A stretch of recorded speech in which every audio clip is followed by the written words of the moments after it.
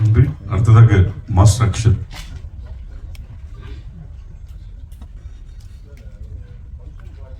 So, hi everyone, thank you. So, I would like to thank Uncle for like acting with him, and I felt like family when I was in the boat. Very hard, like sunlight எல்லாமே. So, என்ன சொல்லணும்னு தெரியல. So, that's thank you.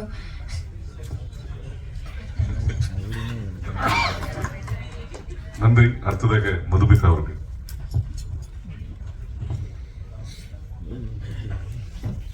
எல்லாருக்கும் இனிய மாலை வணக்கம். First என்னோட director sir Chimbu Deven சாருக்கு நன்றி சொல்லிக்கிறேன். அடுத்து என்னோட ப்ரொடியூசர்ஸ் பிரபா பிரேம்குமார் அவர்களுக்கு நன்றி.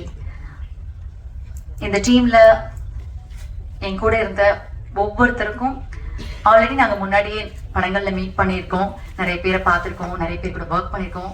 ஆனாலும் இந்த படம் வந்து ஒரு சேலஞ்சிங்காக ஒரு பயங்கர ஒரு நல்ல எக்ஸ்பீரியன்ஸாக இருந்தது. மேக்கிங் பற்றி நாங்கள் சொல்ல வேண்டியதில்லை, அதுக்காக இவ்வளோ ஒரு சர்ப்ரைஸான ஒரு வீடியோ கொடுத்துருப்பாங்கங்கிறது எதிர்பார்க்கவே இல்லை. எங்களோட ஒவ்வொரு முயற்சியும் ஒவ்வொரு உழைப்பும் எல்லாமே அந்த மேக்கிங்கில் நீங்கள் பார்த்துருப்பீங்க. சாரோட டைரக்ஷனில் நான் பண்ணுற 2வது படம் இது. புலியில நான் ஒர்க் பண்ணியிருக்கேன். அதில் full and fully comedy role கொடுத்தாங்க. அதுக்கப்புறம் இந்த படத்துக்கு கூப்பிடும்போது அவங்க சொன்னது யூஸ்வலான காமெடியாக இருக்கக்கூடாது, கொஞ்சம் சட்டிலாக இருக்கணும், இமோஷனான நிறைய சீன்ஸ் இருக்கு, அதுலயும் பெட்டரா பண்ணணும் அப்படின்னு சொன்னாங்க. ஆனால் நான் வந்து ஓகே, ரொம்ப எப்பயும் ஷூட்டிங் போறோம், அந்த மாதிரி இந்த ஷூட்டிங்கும் ஒரு மாதிரி இருக்கும் போது கடல்ல 2 நாள் 3 நாள் எடுப்பாங்களா அப்படின்னு நினைச்சோம். ஆனா உண்மையா சொல்றோம், அந்த எக்ஸ்பீரியன்ஸ் வந்து இதுக்கப்புறம் தமிழ் சினிமாவில் வேற யாருக்காவது கிடைக்குமான்னு நினைச்சா கிடையவே கிடையாது. அந்த ஒரு எக்ஸ்பீரியன்ஸ் வந்து எங்க டீமுக்கும் எங்களோட ஆர்டிஸ்டோட டீமுக்கும் க்ரூவுக்கும் மட்டும்தான் கிடைச்சிருக்கு. நினைக்கும் போது ரொம்ப ரொம்ப பெருமையா இருக்கு.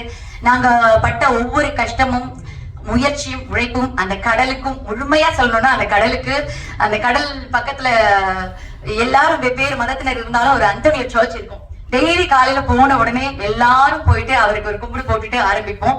ஒவ்வொரு நாளும் ஆரம்பத்துல 3-4 நாள்னா ரொம்ப ரொம்ப அடடா என்னடா செம்ம வெயில், 6 மணிக்கெல்லாம் அப்படி ஒரு வெயில் இருக்கும். அதுக்கப்புறம் என்ன பண்ணிட்டு நாங்க எங்களுக்குள்ள அதை ஃபன் ஆக்கிக்கிட்டு சார் போயிட்டு பயங்கரமா எங்களால என்னென்னலாம் கலாய்க்க முடியுமோ, அதாவது ஆஃப் த கேமரா பயங்கரமா எங்களுக்குள்ளேயே ஒரு காமெடியை கிரியேட் பண்ணிட்டு நிறைய ஃபுட்டு வரும் யோகி பாபு சார் கிட்ட இருந்து, அதுக்கப்புறம் MS பாஸ்கர் சார் கிட்ட. ஏன்னா அந்த கப்பலுக்குள்ள உட்காந்துட்டோம்னா, அந்த படகுக்குள்ள உட்காந்துட்டோம்னா உண்மையாவே கஷ்டமா இருக்கும், அப்படி திரும்ப முடியாது, அப்படி கஷ்டமா இருக்கும். ஒருத்தவங்க உட்காரும் போது இன்னொருத்தவங்களுக்கு இடம் பத்தாது, அவங்க தொட மேல நம்ம கால் வைக்கிற மாதிரி இருக்கும். அந்த மாதிரி ஒரு நெருக்கத்துக்குள்ள தண்ணி எது கொண்டு வரனாலும் அங்க இருந்து அந்த கப்பலை புடிச்சிட்டு இருக்க அவங்க ரொம்ப ரொம்ப கஷ்டப்பட்டாங்க, அவங்க போய் கொண்டு வரணும். சோ அந்த மாதிரி வரும்போது இஷ்டத்துக்கு நல்லா சாப்பிட்டுட்டு சார் போதுமா உங்க பிரேக் டைம் முடிஞ்சுதா எடுக்கலாமா அப்படின்னு சொல்ற அளவுக்கு நாங்க வந்து ஃபன் பண்ணிருக்கோம். அண்ட் இதுல வந்து அந்த பீரியட் தெலுங்கு பேசுறதுக்கு எனக்கு ரொம்ப ரொம்ப உதவி பண்ணது MS பாஸ்கர் சார். ஒரு அந்த கரெக்ஷன்ஸ், அந்த நடிக்கும் போதே அவ்வளவு கரெக்ஷன்ஸ், ஸ்பஷ்டமா பேசணும், இந்த இடத்துல இப்படி பேசணும் அப்படின்லாம் சொல்லி கொடுத்தாரு. அண்ட் கௌரி, நான் வந்து நிறைய ஹீரோயின்ஸ் கூட ஒர்க் பண்ணிருக்கேன். சோ ஒரு சிலர் இருக்க மாதிரி ஒரு சிலர் இருக்க மாட்டாங்க. இத்தனை நாள் நம்ம டிராவல் பண்ணணும், ஹீரோயின் எப்படி இருப்பாங்கன்னு பார்த்தா ரொம்ப ரொம்ப ஒரு ஹம்பிளான, ரொம்ப ஒரு ஸ்மைலிங் ஃபேஸோட, எப்ப பார்த்தாலும் கௌரி சிரிச்ச முகமாவே பார்க்கலாம்.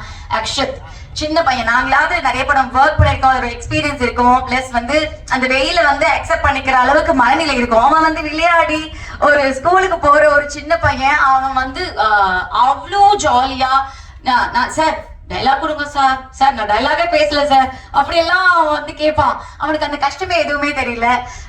லாஸ்டா ஒர்க் பண்ண அந்த 38 hours நான் ஸ்டாப்பா ஒர்க் பண்ணிருக்கோம், அதுவும் ஒரு நல்ல ஒரு எக்ஸ்பீரியன்ஸ். அண்ட் சாம் சார், நான் நிறைய படங்கள்ல சாம் சாருக்கு ஜோடியா நடிச்சிருக்கேன். இந்த படத்துல நடந்த ஒவ்வொரு எக்ஸ்பீரியன்ஸ், பேசின ஒவ்வொரு மோட்டிவேஷனான வேர்ட்ஸ் எல்லாமே மறக்க முடியாத ஒரு நல்ல அனுபவம். அண்ட் யோகி சார், அவரு கூட அதாவது எனக்குன்னு ஒரு சின்ன ராசி இருக்குன்னு நினைக்கிறேன். நான் யாருக்கூடயோ ஜோடியா நடிச்சா அவங்க ஹீரோ ஆயிடுவாங்க. சத்யன் சார் கூட ஜோடியா நடிச்சா அவர் ஹீரோ ஆயிட்டாரு, சூரி சார் கூட ஜோடியா நடிச்சா அவர் ஹீரோ ஆயிட்டாரு, பாபு சார் கூட நான் எப்பவோ ஜோடியா நடிச்சிருக்கேன், கடவுள் புண்ணியத்தில் அவரும் ஹீரோ ஆயிட்டாரு. ஸோ அவரோட டிரான்ஸ்ஃபர்மேஷன் பார்க்கும்போது ரொம்ப ரொம்ப நல்லா இருக்கு. மண்டேலாவில் அவர் நடிச்ச விஷயம், இங்க நம்ம போட்ல எல்லாமே ரொம்ப ரொம்ப ரொம்ப ரொம்ப நல்லா இருந்துச்சு. சோ அவருக்கு நன்றி. அண்ட் இந்த ஒரு கடுமையான ஒரு போட்ல வந்து எங்களுக்கு ரொம்ப மனசு ரிலாக்ஸ் பண்ண ஒரு விஷயம்னா ஜிப்ரான் சாரோட அந்த பாடல் தான். அந்த பாடல் வந்து கௌரி மட்டும் இல்ல, எல்லாருக்குமே மனப்பாடம் ஆகிற அளவுக்கு ரசிச்சோம். ரொம்ப நல்லா இருந்துச்சு அந்த பாட்டு, கேட்கும் போதும் ஒவ்வொரு தடவையும் இனிமையா இருக்கு. அண்ட் மாதேஷ் சார், அதாவது டோன், இது கடலோட அந்த அது கிளைமேட் சேஞ்சஸ் அது அந்த வேவ்ஸ் எல்லாம் மேனேஜ் பண்றதை விட எங்களோட டோன் பாத்தீங்கன்னா ஒரு சேஞ்ச் ஆச்சு. போனப்போ ஒரு டோன்ல இருந்தோம். எல்லாரும் கேட்டாங்க ட்ரெய்லர்லாம் பார்த்துட்டு ரொம்ப நேச்சுரலா இருக்கு. இல்ல ரிட்டர்ன் வரும்போது உண்மையாவே நாங்க இருந்த டோனே வேற மாதிரி இருந்துச்சு. தூத்துக்குடி ஏர்போர்ட்ல ஃபர்ஸ்ட் ஷெட்யூல் முடிச்சு போறோம், ரிட்டர்ன் போறோம். அப்போ வந்து மாஸ்க் தான் போட்டிருந்தேன். அங்க வந்து செக் பண்றாங்களே, மாஸ்க் எடுக்க சொன்ன உடனே ஒரு லேடி போலீஸ் வந்துட்டு, மேடம் ஐயோ என்னாச்சு மேடம் உங்களுக்கு, ஏன் இப்படி ஆயிட்டீங்க அப்படின்னு கேட்டாங்க. எனக்கு ஒரு நிமிஷம், எல்லாரும் கூட இருக்கிறவங்க வந்து எனக்கு தெரியும் எல்லாரோட ஸ்கின் டோனும் மாறிடுச்சு அப்படின்னு. அதுல வந்து நான் ரொம்ப பேடா இருந்தேன் எனக்கு தெரியும். ஆனா இவங்க யாருமே வந்து நல்லா இருக்கு நல்லா இருக்கு நல்லா இருக்கு அப்படி சொல்லிட்டே இருந்தாங்க. அவங்க கேட்ட உடனே அடடா என்ன அப்படின்னு, முதல்ல போயிட்டு டாக்டரை பாருங்க மேடம் அப்படின்னு நான் சொன்னேன். இல்லைங்க ஒரு ஷூட் போயிட்டு வருவாங்க இப்படி ஆச்சு அப்படின்னு சொல்ற அளவுக்கு. பட் அப்போ அது வந்து கொஞ்சம், ஏன்னா பெண்கள்னாலே ஒரு அழகு ரொம்ப முக்கியம்னு உங்களுக்கு தெரியும். அப்படி இருக்கும்போது இதெல்லாம் நாங்க ரொம்ப மேனேஜ் பண்ணி எல்லாருமே நிறைய எஃபர்ட்ஸ் போட்டிருக்கோம். ஸோ இந்த படம் ஆகஸ்ட் 2ஆம் தேதி வருது.